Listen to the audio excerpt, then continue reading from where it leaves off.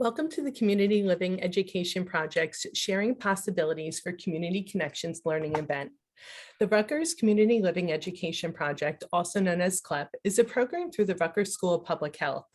CLEP is committed to providing individual guidance, mentoring, and education surrounding community living resources for people with intellectual and developmental disabilities.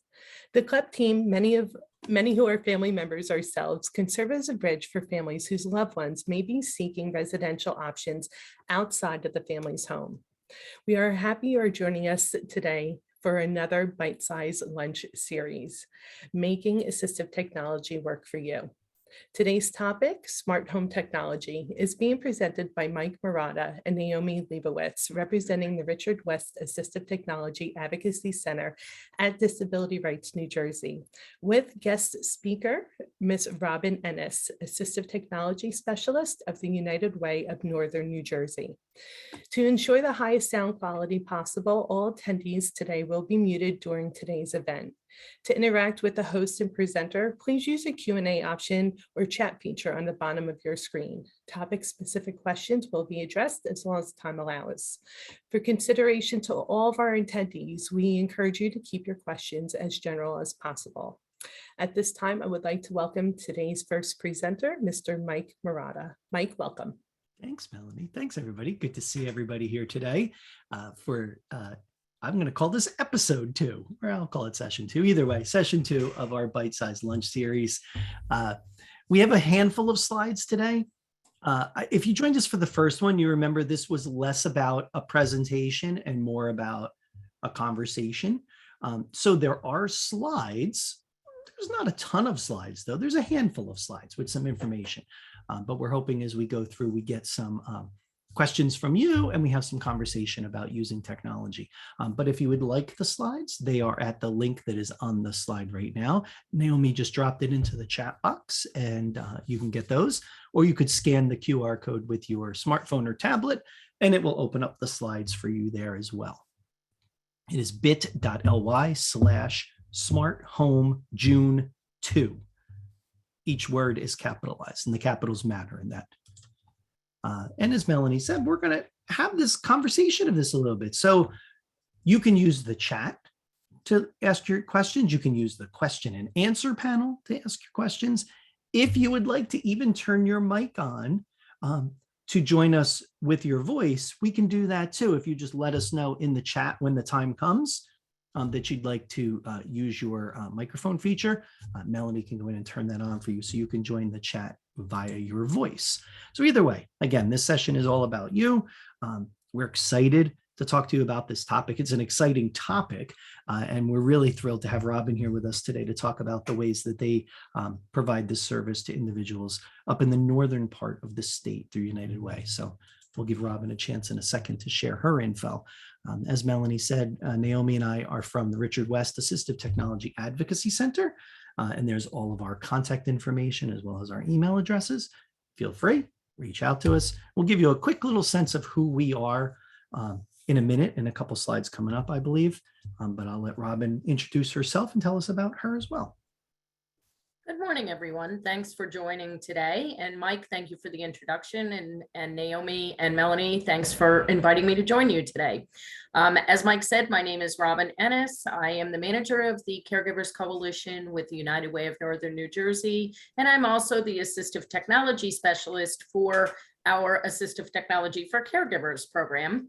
My partner in crime, Stephanie Howland, who is also with the United Way of Northern New Jersey, was unable to join us today, but her contact information is found on the slide as well as mine. Awesome.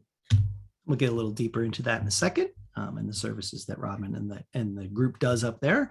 But to give you a quick little snapshot of who we are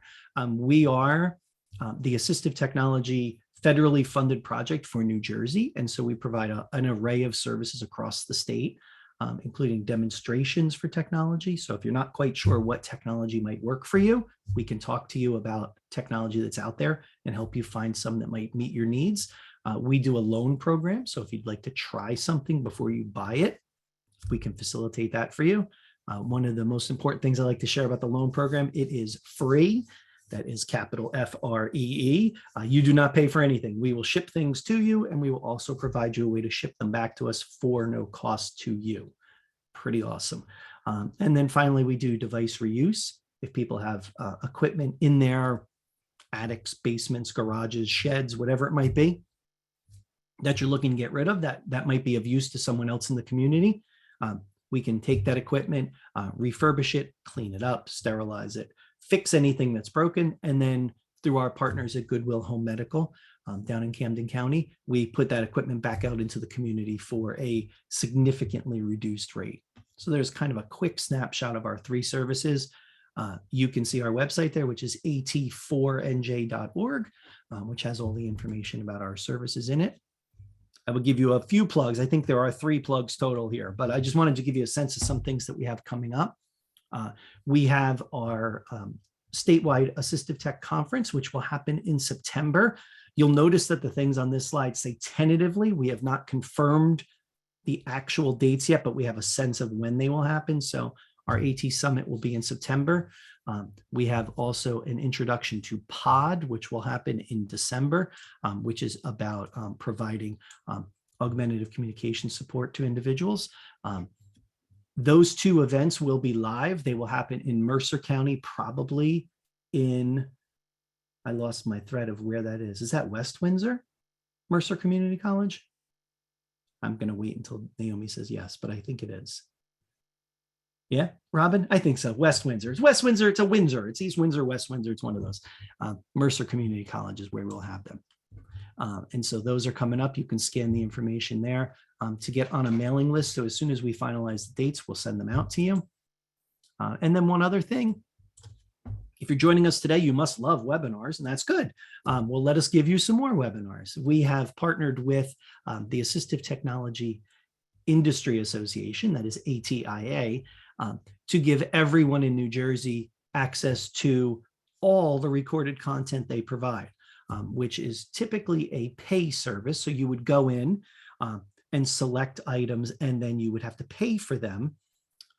We have entered into a partnership, so anybody in the state will be able to access anything in their learning center for free. So if you go to the link that is on the slide, Naomi just put it in the chat. You can also scan the code there. It will take you to a form that will fill out your information. We need to collect that because we need to prove that you are from New Jersey, because we're using federal funds for this. We have to ensure that it's only being used for people who work or live in New Jersey. So as long as you meet one of those 2 criteria, or both, you're good, and we can have you have access to it. So that is a really great service with tons of information on there for you to access. So please use that up. We want to see as many people use it as possible. And here finally is the link and the list of all our upcoming events. So we'll do these once a month, and we have a handful of upcoming ones for the rest of the year. Melanie just dropped the link into the chat with all of the information in it, so you can register for our upcoming events, and certainly share the information with people in your circles as well. And I'll turn it over to Robin and let her tell us about her group a little, and then we'll jump into the content. Sure. Thanks, Mike. I'm going to start out with talking about our mission. As you can see on the screen, and I'll read it, to promote knowledge and action around caregiving issues with the goal of ensuring that all caregivers identify as such and have access to the resources, services, education, and support that they need to fulfill their roles.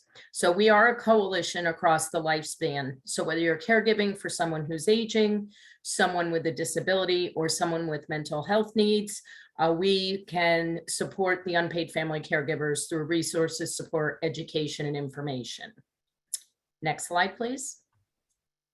Thank you. And before we go into the programs and initiatives, the Assistive Technology program offers such a great opportunity for families.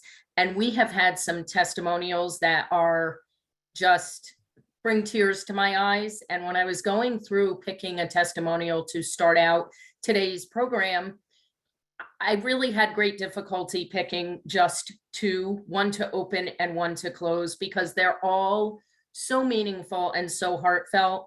I actually had tears in my eyes reading them. So I did choose a couple that hopefully I won't cry through. So I would, if you would indulge me, like to just share one to open up today's session. Of course. Sandy is a caregiver for her daughter with special needs and health needs. And her testimonial says, I just want to express my full gratitude to the United Way of Northern New Jersey. The pandemic has been hard enough for all of us, but for a single mother of a child with special needs, working full-time has been a true nightmare. Having to juggle all the different roles I needed to fulfill, a challenge that was impossible to accomplish, I was left mentally and physically exhausted day after day. When I finally got the cameras and the Alexa, it made an incredible difference in my life and for our relationship. Having that technology to be able to communicate and supervise her without suffocating her by constantly having to keep getting up from my workspace and going to monitor her, I was able to set up scheduled routines to be able to have Alexa tell her to go and do a task instead of me. For example, I set up an alarm to wake her up saying, "Good morning, beautiful Teresa. It's time to wake up." Then 5 minutes later, another alarm telling her to go to the bathroom and brush her teeth, followed by go to the bedroom and go get dressed. I noticed that by removing me from having to prompt her for everything, it improved our relationship. The first night she sat down and watched TV and we laughed. I guess she wasn't so sick of me and actually wanted to spend time with me. That alone is worth more than anything of value. And for that, I am so grateful. Thank you all so much. So that's just one of many of the testimonials that we have received. So some of the programs and initiatives that the United Way of Northern New Jersey offers is our Pathways for Caregivers Guide. And the Pathways for Caregivers Guide, for anyone who has not received a printed copy of it or accessed it through our website, it's a fantastic resource, has gained national recognition, has been sent via mail as far as Hawaii. So if you have not seen this amazing guide, I encourage you to check out our website. I will put that in the chat. And certainly, please check it out. It's very helpful. I love that it's divided by section. So there's a section for aging, a section for disability, a section for mental health. There's a veterans section. So it's pretty comprehensive. We also have on our website the Caregiver Toolbox, which has a lot of great resources also. And you can actually narrow down your search by county. So that's pretty cool. And then you can look, if you're looking for home health aid, you could narrow it down to something specific in terms of the type of service you're looking for. Our Informed Caregiver series, we have a ton of great videos on a variety of topics that are pertinent to the unpaid family caregivers and some of the needs that they have. So again, the website, Naomi, thanks for dropping that into the chat. The website you will find, if you go to the Caregivers tab, you will definitely find the Informed Caregiver series video links. In addition to that, through the pandemic, at the start of the pandemic actually, and for now 2 years, we have been doing virtual events, educational series. So those links are not available on the website. However, if you're interested in knowing more about the particular topics that we provided, we also recorded the majority of those and we can provide links upon request. Our caregiver health report can be found on our website. The member directory can be found on our website. And of course, why we're all here, an overview of our Assistive Technology for Caregivers, Family Caregivers program. Next slide. Awesome. So the Assistive Technology for Family Caregivers program is currently available for families in Morris County, New Jersey, just based on where the grant funding stream currently is. We're always looking for more grant opportunities outside of Morris County throughout our footprint of Sussex, Warren, Somerset, and suburban Essex, in addition to Morris counties in New Jersey. So We hope to expand this program. I'm very hopeful that this program will expand in the coming months to be able to offer assistive technology outside of the Morris County area. Some of the devices that we offer that the families have found to be very helpful, the Echo Dot and the Echo Show, the Wise cameras. So folks are, for example, they've got a loved one living with them who has issues of dementia, and they need to go out to take care of their own doctor's appointment. As a caregiver, we all need to remember we have to take care of ourselves too, because when we don't take care of ourselves, who's going to take care of the person that we're caring for? So the cameras come in handy in situations like that, because while the caregiver is at the doctor's office taking care of their own needs, they can be checking in through their smartphone or their tablet and checking in on the cameras to see if their loved one is okay. We've got some great testimonials on how effective the cameras and how helpful the cameras have been for our caregivers. And the Echo Show, backing up a little bit, and the Echo Dot, the Echo Show is great because you can actually see from your smartphone to the Echo Show. So suppose you wanted to keep an eye on your child in the playroom while you were working from home, you could definitely do that through the Echo Show. They can talk to you.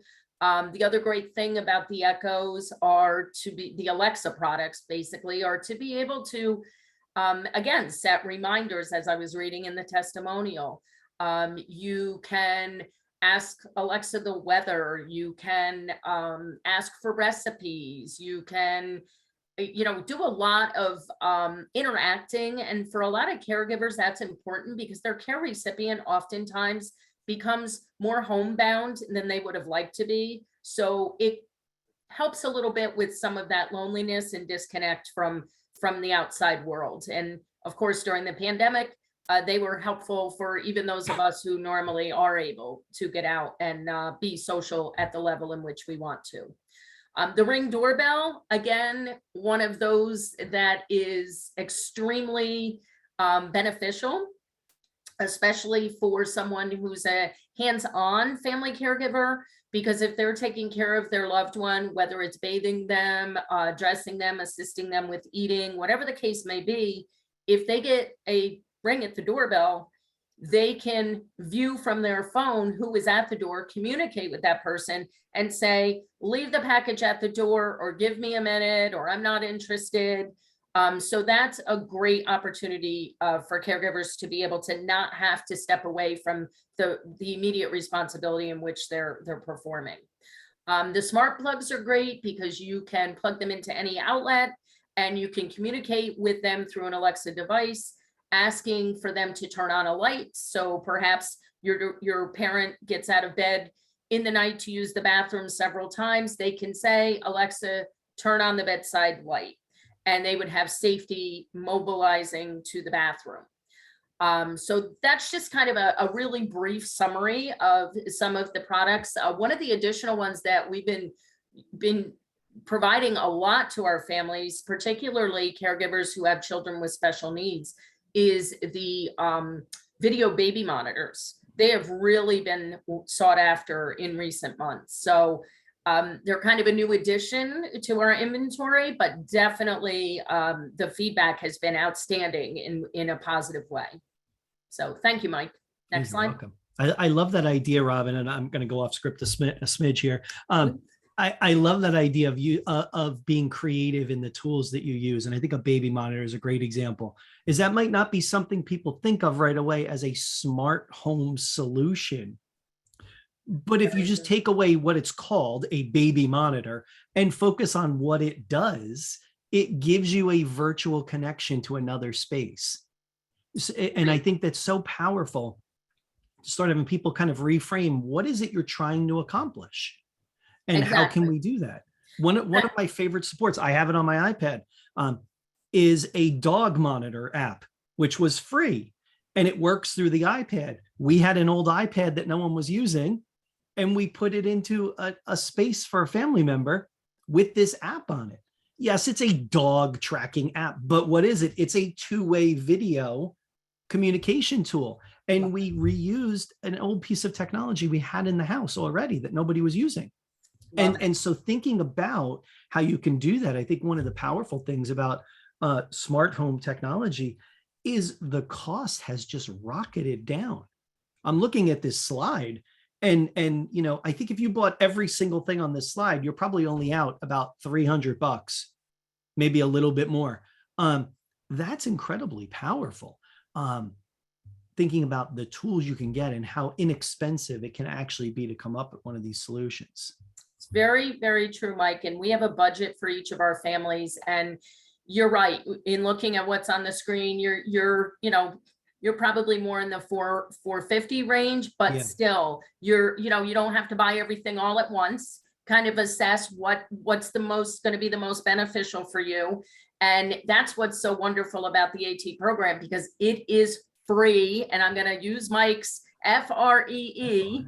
And it's wonderful that people have the opportunity to, really talk to me as the assistive technology. They call me the specialist, but I have a lot of work to do to get there. But they get to have a conversation, and they get to really talk about what makes the most sense for them in the space and the needs, and how can we help them get there. And they may not have enough in their budget to be able to supply everything that we've determined might be helpful, but what a wonderful start to be able to get them, onboarded with the most expensive of the products, which again, like you said, they've come down so much in cost that they're really, really very affordable for most people. And, with that comes, you need a Wi-Fi connection, you need a smart device, but let's face it, today, most households have Wi-Fi accessibility, and most people have a smartphone or some smart device that they can use. So yeah, good point. And John, I saw John's comment in the chat, and I do want to echo what Melanie said. John had a really great point. While we're showing a lot of the platforms that we're talking about right now are just happen to be the Amazon products on the slide, there are others. There's Google tools that do this. There's Apple tools that do this.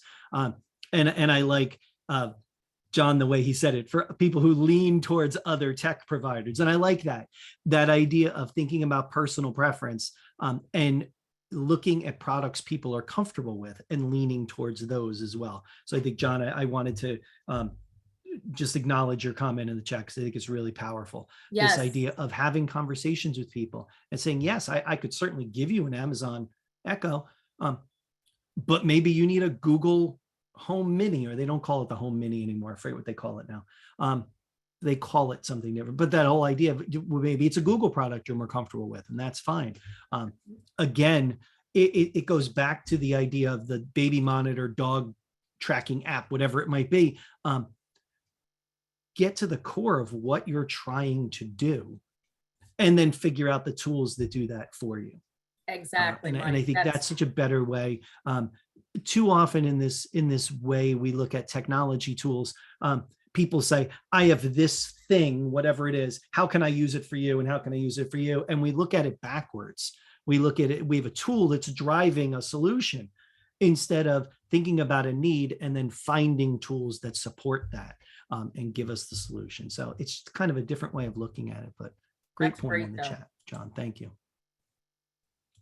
So some of the benefits, which I think I've touched on probably the majority of these in talking about the equipment. So streamlining your caregiver tasks, medication reminders, those kind of things. Comfort returning to work with less time away from work, because you're able to monitor your loved one from your workplace and communicate with them, not just monitor, which is really important. You can communicate with them. So being able to, say, Mom, I hear your reminder going off and you're not taking your meds. You haven't moved from Wheel of Fortune. Please get up and go take your meds. They're right there on the table. So those the ability to be able to do that gives the caregiver a little bit less stress and time away from other responsibilities. Again, reduction of stress, peace of mind, increased feelings of security. As I said before, it fosters independence to the care recipient / loved one.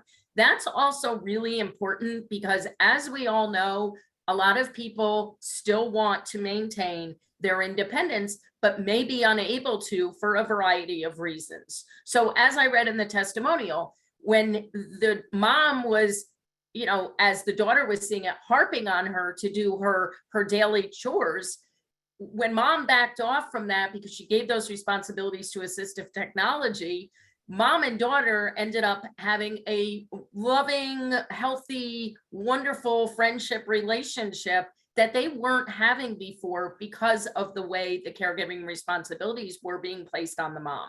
So reducing isolation and increases connectivity, which I mentioned earlier in terms of being able to communicate with the Alexa for asking about daily news, the weather, those kind of things. And then increases social interaction and engagement for all, because if mom is unable to leave the home, or, you know, you and your home, you're not feeling well, so therefore the family is unable to attend that christening or that birthday party or bar mitzvah or any of the above, they have an opportunity to have you present without physically being there. So, and again, Mike, as you said, you know, we talk with the families and we see what devices are in the home already. How can we add to those devices? And what does it look like? Does it look like it's more Apple? Does it look like it's more Google? Does it look like Amazon? You know, we really, you know, we try to make it the most beneficial that we can and the most comfort level that the family has, because some people have a comfort level that's specific to a product name, and we're fine with that. You know, we definitely will have that conversation and work with the families to do what's best for them in that respect. Yeah, I think that's so great. I saw Alka put in the chat, you know, how can I get some of these devices for my child with special needs? And I think I would even take one step back from that question and look at the idea of, especially things like that are in this list, or the things that Robin was just saying. What is it I would like to see done? And when I talk to people about their technology needs, I always start with those kind of questions: is what is it you're looking to accomplish? And start to make a list. And I know that in previous versions of the assistive technology world, before we had this explosion of smart home technology, these would be considered environmental control units, is what we would look at in, you know, back 10, 12 years, which were thousands and thousands of dollars. And you wouldn't just buy a system for thousands of dollars without knowing what you wanted to do with it. So instead, it was making the list, and it really is coming up with this list of reminders. Okay, what would I like a reminder for? And starting to document that. Tracking for task completion. How would I like that to be done?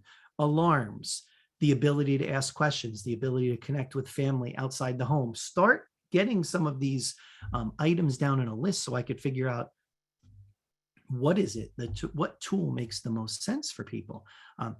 And then when we think about how do you get these devices, that becomes always the age-old story is, you know, and I'll say this and then Robin can certainly jump in. Robin's program, which provides these devices to individuals in the community, does it in a very small geographic area in relation to our state. And so I think that the getting it always becomes a bit of the trick, is recognizing your funding sources, recognizing what is out there that you can tap into to get some of these systems, whether it's your technology budget that you might have, your DD budget, maybe it's from another funding source, maybe it's from a community source. I'm a big pusher of connecting with your community-based organizations, your ELKs, and your Rotary Club and things like that, people that live in your town. These organizations have money sometimes. And I think Robin and I were having this conversation with Naomi in one of our previous meetings, where I made a suggestion to a family. They went to visit the Elks. The Elks wrote them a check while they were standing there. And like, that sounds really great. Do that. And then tell us how it went. And I made a joke to the group, and you even get to go to the spaghetti dinner at the end of the year when they talk about all the people they've helped, which is a bonus right there too. But this idea of finding these community groups that can help you do that is relatively those groups are there. They're out in your community. And like we were saying with the examples of the tech that was on the slide before, a lot of these tools are not overly expensive. No. I always like to point to things like the Echo Dot, which is about $30 or $40.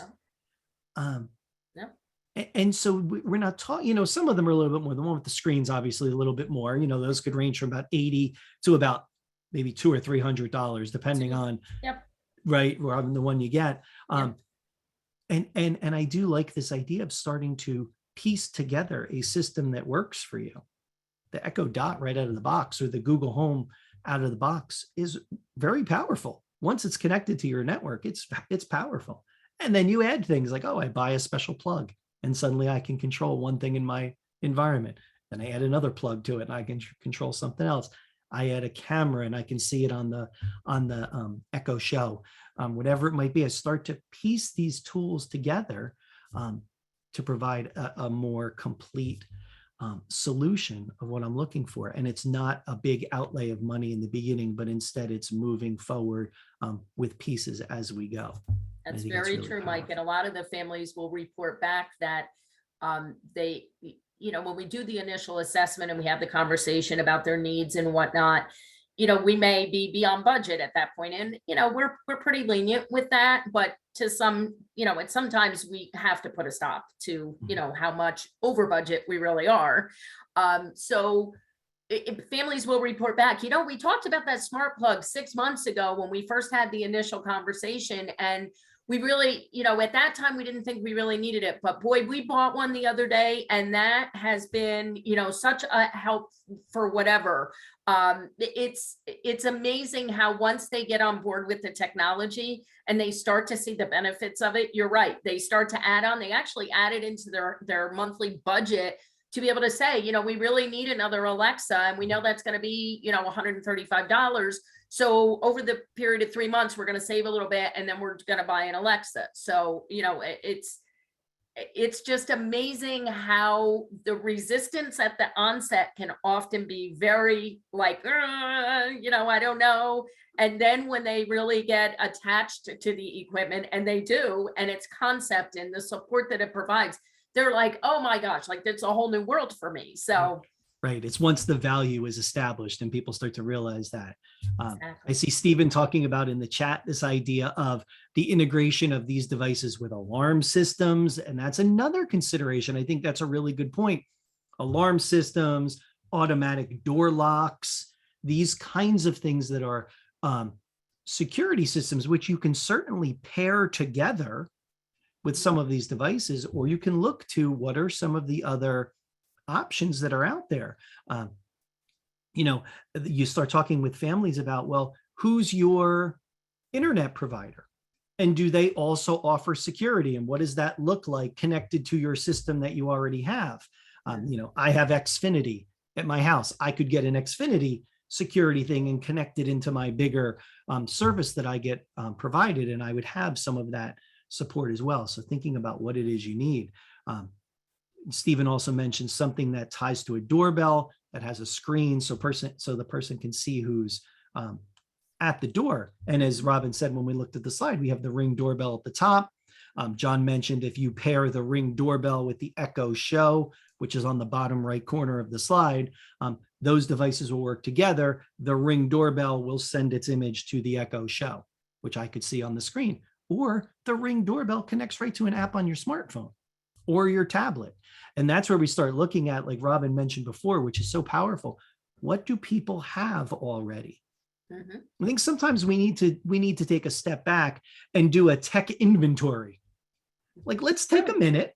Yes, all those things would be great. And if you don't know me, I'll tell you a little snippet about me. I love technology. I'm all for it. Let's buy more. I'm all for it. I think it's great. It has to have a purpose, though. Right. And so take an inventory and see what you have, and then start to decide, do the tools that I have meet my need already? Do they meet some of my needs? Do I need additional pieces to allow them to meet my needs? Do I need something totally different? But we have to take that quick inventory of what we want it to do and what we might already have before we start inserting different tools into an environment. Absolutely. And that is Yeah. definitely one of the questions that we asked during our intake assessment, is to really assess, do you have to, and oftentimes I'll have people say, I have this box and, oh, look, it is an Echo Show. I've never opened it. I don't know what to do with it. Okay, so that would have been a recommendation. Let's move that off the table. And now let's look at, because you're right. I mean, a lot of people have received perhaps a gift of a smart technology and have no idea what to do with it. So they put it on the shelf in the closet and let it collect dust. And so for people like Mike opens it and immediately sets it up. For people like Robin, Robin puts it on the shelf and then has to take a lot of time to think about how to set it up, because I am not the technology guru that Mike is. I'm learning as I go, and my families are teaching me a lot, which I love. The teenagers that are supporting their parents who are caregivers for their siblings, I love when I get them involved because they teach me so much. I'm like, this is wonderful. So I'm getting an education as I go also. It is so powerful to hear how people are using things. I'll go back to the chat. Steven says, oh, Steven, you're asking the question everybody's already kind of thinking in their head. Do people on our event today have privacy concerns about these devices? Yes, I would think so. There is a point to some of these smart home tools, these voice assistants, that the conversations, it's not listening to you until you engage it. Well, it's technically listening to you. It's listening to be engaged. The mic is always on unless you turn it off. And so those become concerns. I'm sure every one of us who has one of these in our house can talk about a time that it came on when no one spoke to it. And it answered some question that was not asked. And so there are, in my mind, I have concerns about that at times. And I would think, as you go forward, sorry, I'm catching up on the chat now.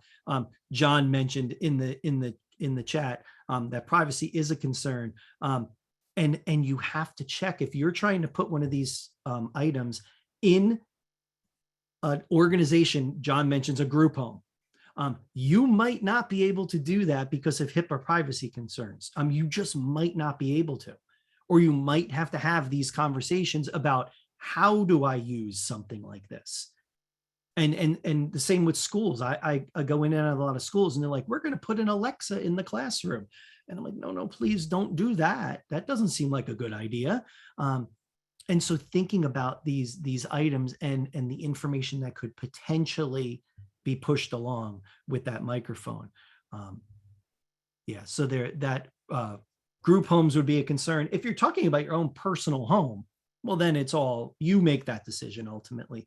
But if you're talking about an organization, a classroom, a group home, and some type of supported apartment living, you would have to have those kind of conversations as well.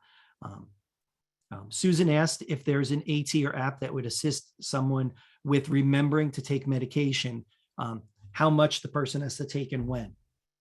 And I think, Robin, you mentioned that the family had set this up to remind the individual, correct? Correct. You can set up reminders on your Echo Show.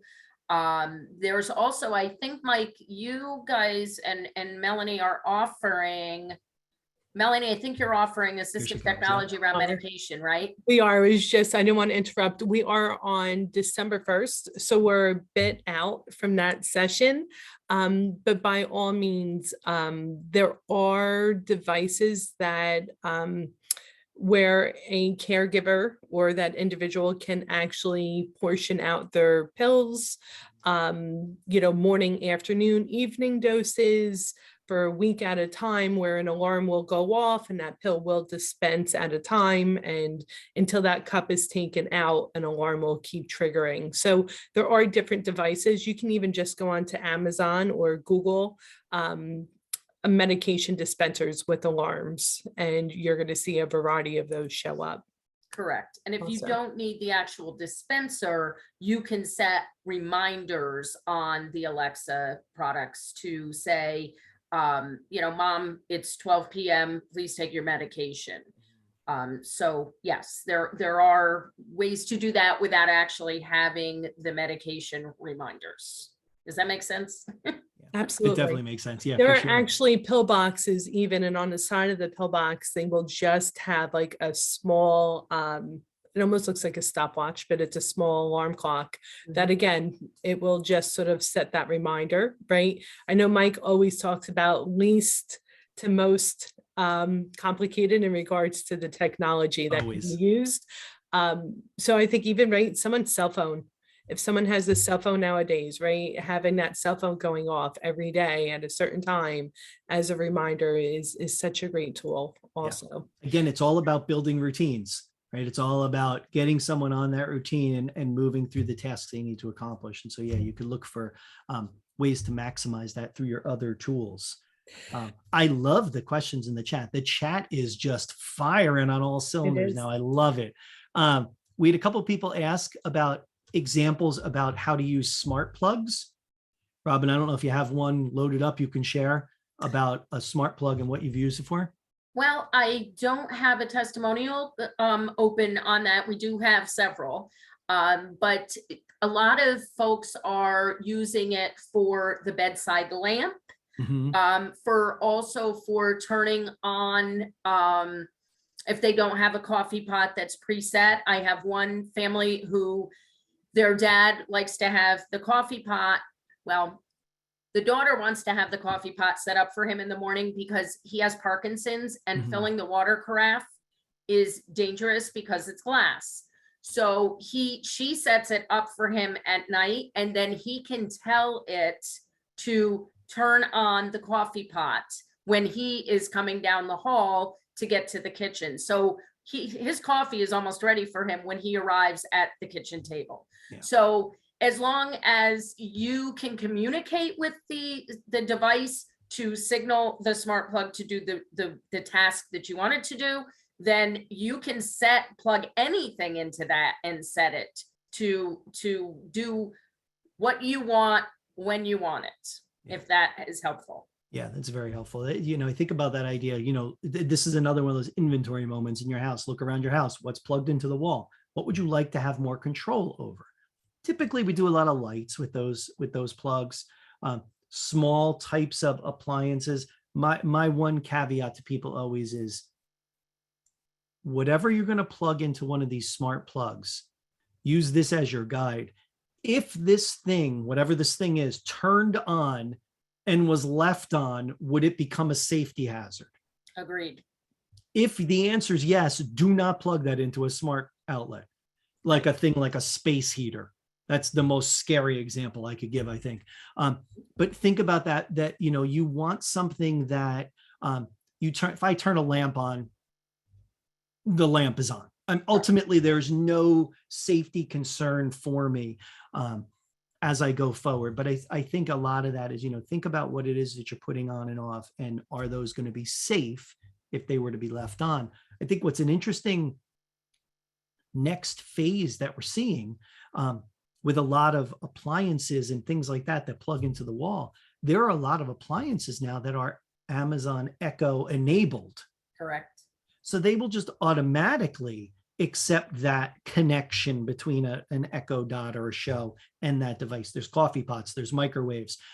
There's a lot of these tools already. So if you're looking to equip someone in an environment, maybe that becomes part of your criteria for items that you purchase. Like if I know that I'm going to want to control that with an Amazon Alexa, I'm going to buy a coffee pot that is enabled and ready to go so that I can connect them together. Correct. That good point, Mike. Yeah, I see really good questions. Carolyn asked a question I don't know the answer to, and maybe Melanie, since you're still on, maybe you might know. Carolyn says, can the cost of installing, setting up, and configuring with other devices and adding security levels be considered something that can be covered under budget? Yeah, so great question. That's question. Something that someone would definitely need to go through their support coordinator for. There's going to be some specific guidance that they'll be able to provide in that area. But absolutely, reach out to your support coordinator to see if that's a request that can be submitted for consideration. Yeah, I Definitely. think that's a great question because that's along that line to me. And we didn't go into it in this webinar, but when I think about the core of what we're talking about with assistive technology is a device and a service. The device being any of the things on the screen right now, the service being how does that get set up so the individual can use it. It's just not magically ready to go out of the box. As Robin said, it takes some time. You gotta sit and you gotta kind of live in it a little bit and kind of figure it out. But without that service to hook it up and get it all working correctly, the tool itself is completely worthless. Not completely worthless, but dangerously close to completely worthless. It doesn't. And I will say, Mike, that in our program, we provide contactless drop off of the equipment. Once it's determined what the family, can use and what would be most beneficial to them. Generally, it goes out by United States Postal Service and it gets mailed, and within a couple of days they have it. And for the past probably 11 or 12 families that I have been working with, because I am new to this role also, we're kind of learning together, but they are setting up the equipment very effectively with the simple instructions that are enclosed within the box. So it's amazing to me that it is that easy. And I say that because it is that easy to actually follow those instructions and set up that equipment. Now, tying it into existing equipment, those kind of things, that could be, of course, a whole different scenario. So, that's where talking, as Melanie said, speaking to your individual case manager might be supportive. Yeah. But yeah. I think another powerful thing with these kinds of tools now too, that's really become very helpful for us, is that these tools that are on the screen are not that unique to people anymore. This isn't mysterious. I mean, most people, if they're techie, have an Amazon Alexa in their home. Most people have heard about a video doorbell. These things are no longer, are they kind of this like, I don't even know what that is and I don't want to touch it. They have a level of familiarity with family members. And I can think of right now, if an Amazon Echo showed up at my house right now, I know of at least 4 or 5 family members who could probably set that up for me if I was struggling with it. I feel like, most of them are very short and they're young, but they like technology and they could probably do it for me. But this idea of the demystifying of assistive technology, which I really love because it's become consumer electronics. These things right here are not marketed to people with disabilities. These are marketed to everyone. And so that's really good because it just makes that more accessible for all of us. Jeffrey mentioned smart thermostats. Huge area now as you think about those thermostats that can be controlled through these devices and have this ability to set user profiles and those kinds of things. And he points out they'll help you save money because they're adjusting through profiles about how your equipment runs in your house and makes it more efficient as it goes forward. Again, those can be tied into these devices. I really like the fact someone was talking about the devices that will lock and unlock the doors for someone. Yeah. Right, that's something that is beneficial to the family as a whole, just out of convenience, but it's also a necessity for some people, right, for them to live more independently. Yeah. And not rely on someone to have to perform that task for them. So it really is, right?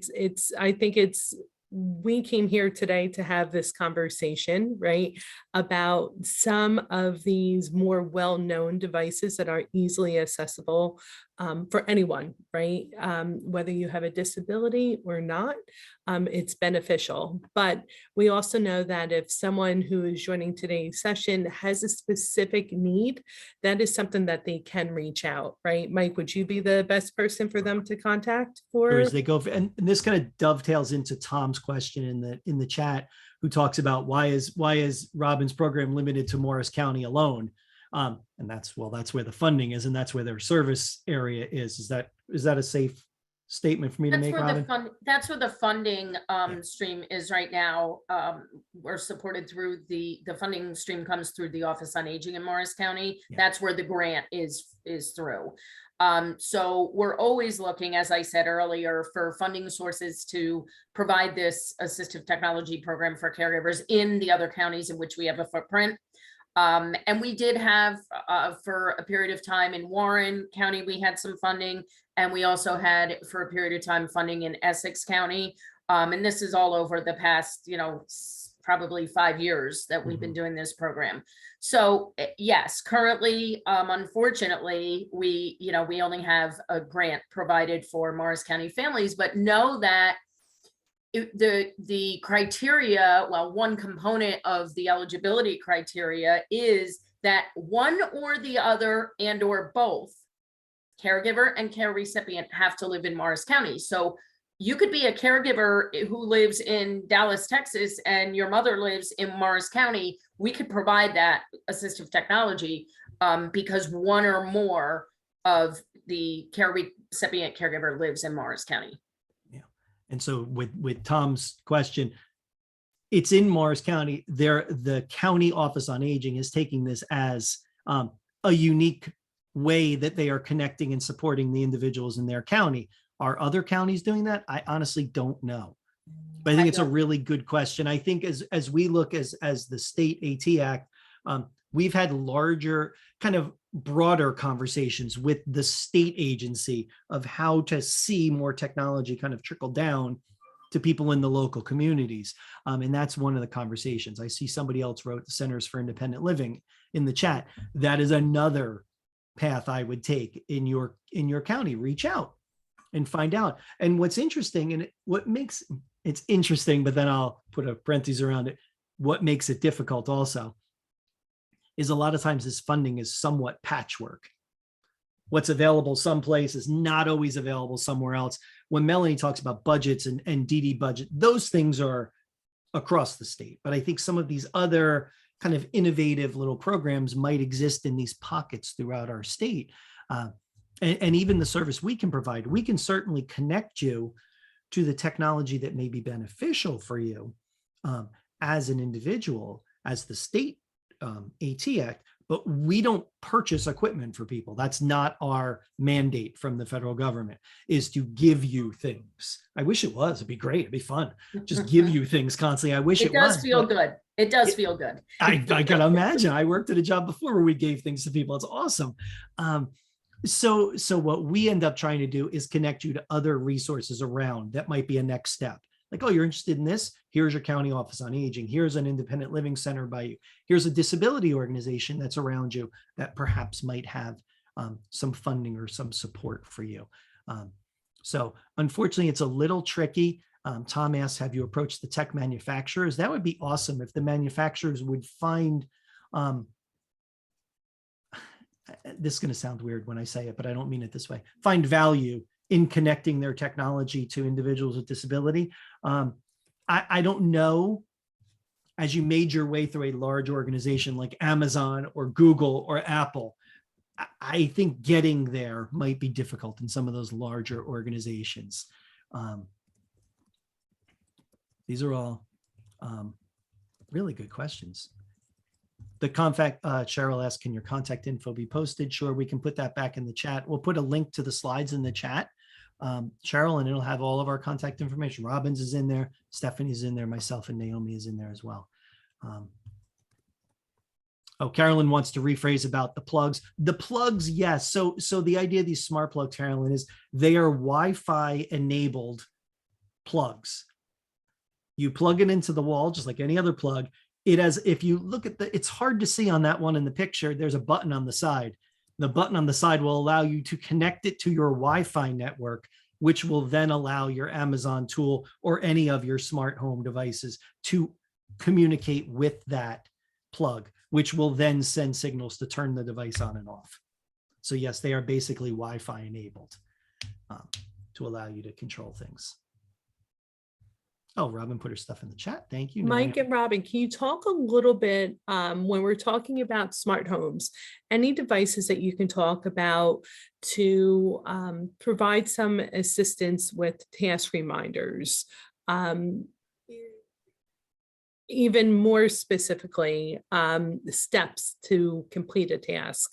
So are there any video apps, anything like that, for example, to do laundry, right? Someone knows that laundry has to be done, but sometimes they just need a gentle reminder, a visual, prompt of how to actually complete that task, where to turn the knob to, how much detergent to put in, things such as that. Yeah, I think what we're looking at here is, again, defining that person's need.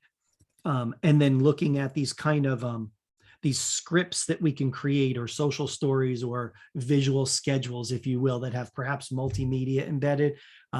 One of my favorite apps for this is an app called First Then, which runs on an iOS device, and it allows you to create checklists to complete tasks, but you can embed pictures and text in there, and even some small video clips to have people move through the steps of an activity. Do your laundry, and it would have a picture of your laundry basket and your machine and where your detergent was. You would put your own pictures in there and build this schedule. Perhaps you pair it with a device that announces it's time to do that. So perhaps the smart home tool makes the announcement that, oh, it's time to do laundry.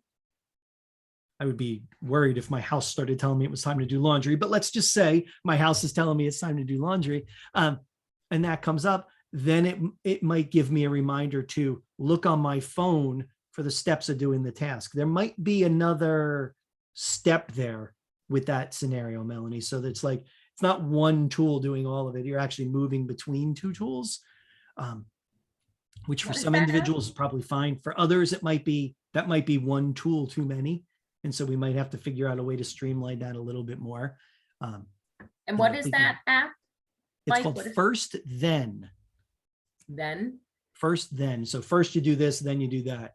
Love it. We've actually used that with my son. Actually, I think, Mike, years ago, you told. I feel like we talked about that, Melanie. Yeah, I think so. We actually did that, and it was a great step-by-step app that really allowed him to go at his own pace without us sort of hovering over him for certain tasks. So. Yeah. And the other thing too, it goes back to what one of you mentioned before about I think Melanie, it was you, my love of simple to complex. If the task is to do the laundry, could I do low tech with a flip board next to the washing machine? Sure. That just has and again, depending on the need of the individual, if they don't need it read aloud, but the picture can be the prompt, perhaps that's the way to go. Laminated sheets in a 3-ring binder that sits next to where the detergent is. And I do this, and then I flip the page and I do this, and I do this next. And it walks me through every step. And then when I'm done, I flip the binder closed. And then next time I'm ready, I open it again and I'm back to page 1.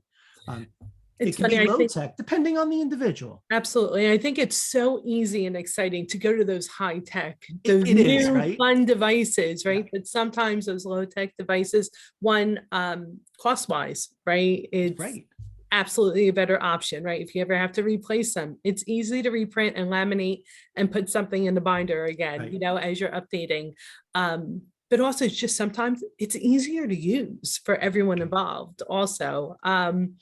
I'm one of those people, right? I automatically go to that, those new devices. To me, it's just exciting, but it's not always the most practical for everyone. So yeah, exactly. And then, and we always think about this idea of what makes the most sense for the individual and what makes the most sense for the individual plus the support system around them.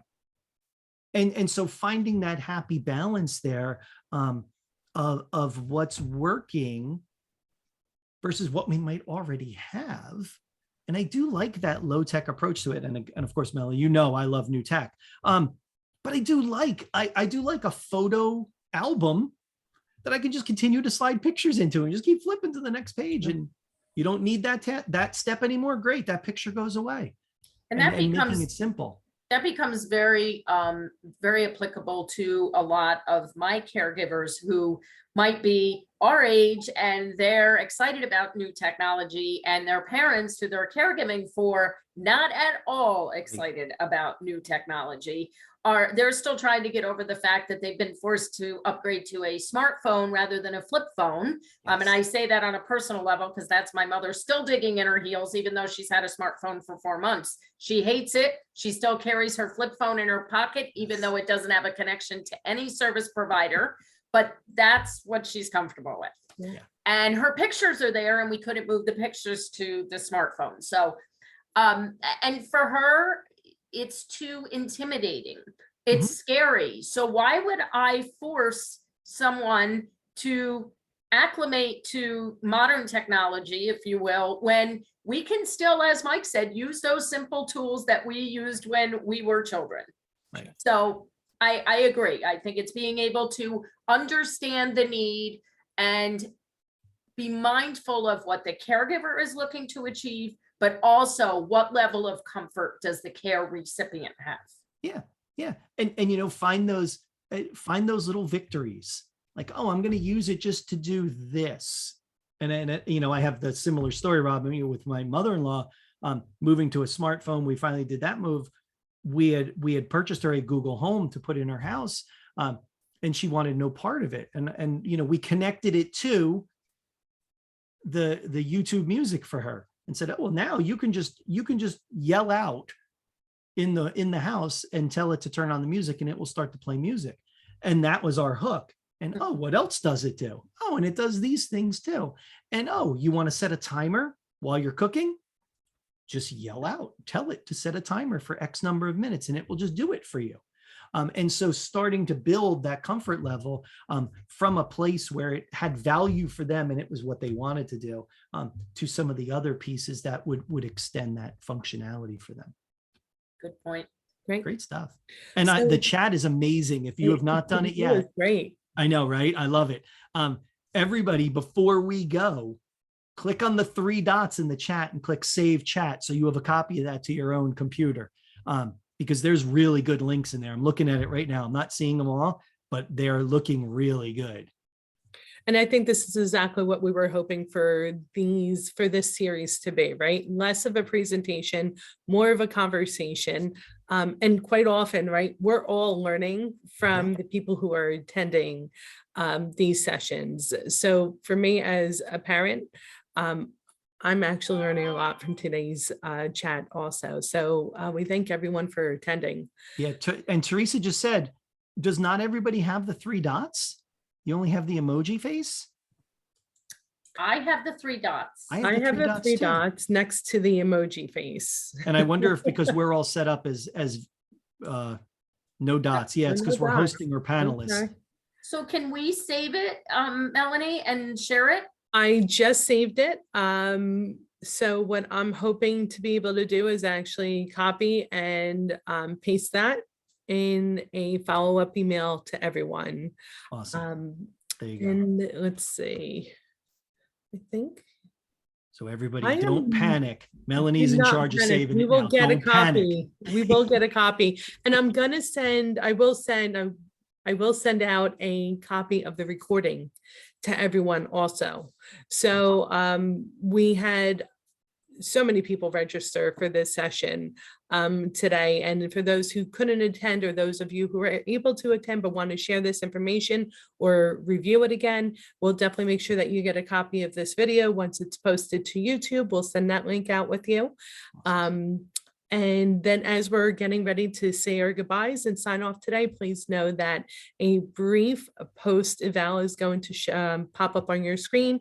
It might take 30 seconds to do. If you'll take the time to do that, it's the information that you provide to us that it really allows us to better target the topics that are going to be most useful to you in the future. So please give your input. We look forward to that. We do have our next session coming up next month. We did drop that link in the chat section for you to use if you haven't already registered. Please feel free to do so. I think we're scheduled right now out to December, but I want to say that we're going to be doing these until possibly March. Yes. all really specific topics. So see what applies, to you, your family, the people that you support. Register for those sessions and feel free to, make any other suggestions of topics that you would be interested in hearing about that would benefit the disability community as a whole. Yeah, for sure. We're up for it. We're up for any topic. Great. What's fantastic about this series and what was exciting when we started it, talking to Melanie, is being able to bring people in like Robin who are doing this in the community for other organizations, so we can highlight ways that people are getting technology into the hands of people with disabilities. So we will continue to do that throughout. So we'll have other guests join us, and Robin, of course, is welcome back at any point. So you can join Thank the fun. you. You're welcome. We like Thank having you you. for You're having fun. me. This was great. I learned so much, Mike, and you're going to be my new AET support specialist. Wonderful. I learned stuff too. I saw in the chat a couple of tools I didn't even know of. So I'm excited to go play with them probably for the rest of the afternoon. So thank you to everybody. Perfect. And then on behalf of the Community Living Education Project, Disability Rights New Jersey, United Way of Northern New Jersey, thank you so much for sharing your lunchtime with us. We look forward to seeing you next month. And again, just a quick reminder, take that post-eval. We would greatly appreciate it. Mike, Robin, Naomi, thank you again, as always, for giving your time. Of course. Thanks, Melanie. Thank you. Be well, Thank you, everyone. everybody. Thank you. Have a great day. Thank you. Bye-bye. Bye-bye.